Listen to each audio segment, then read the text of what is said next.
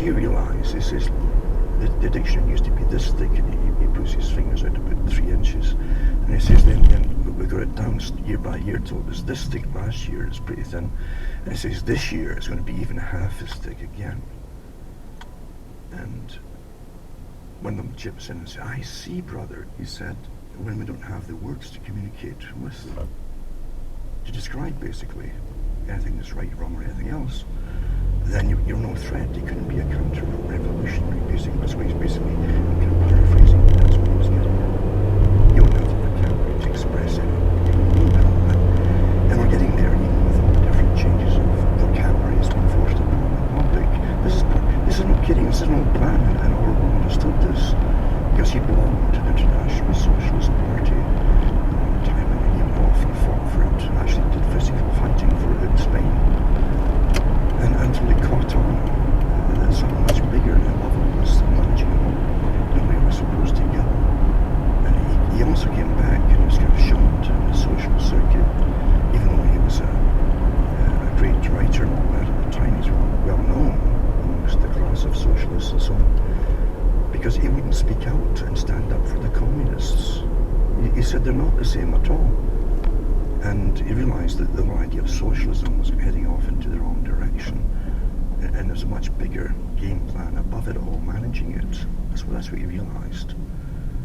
And he said that one of the and I put up the link years ago on my website, cuttingthroughthematrix.com, where he talked about a meeting of the authors, socialist authors, associations, association he was in, and he had arguments with them because they wanted to bring them into sex and destroy sex or any beauty in the world through the disgusting techniques, basically, and seeing today what is and all that, and cussing and swearing, and he didn't see the reason for it or the need for it at all.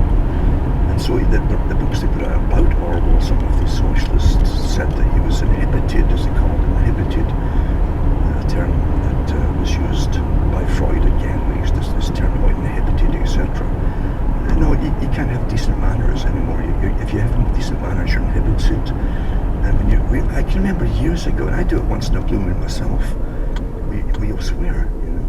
But it all came from television years ago, when I used to watch TV or movies. And now, of course, it's some movies today, it's every second word. It's unbelievable.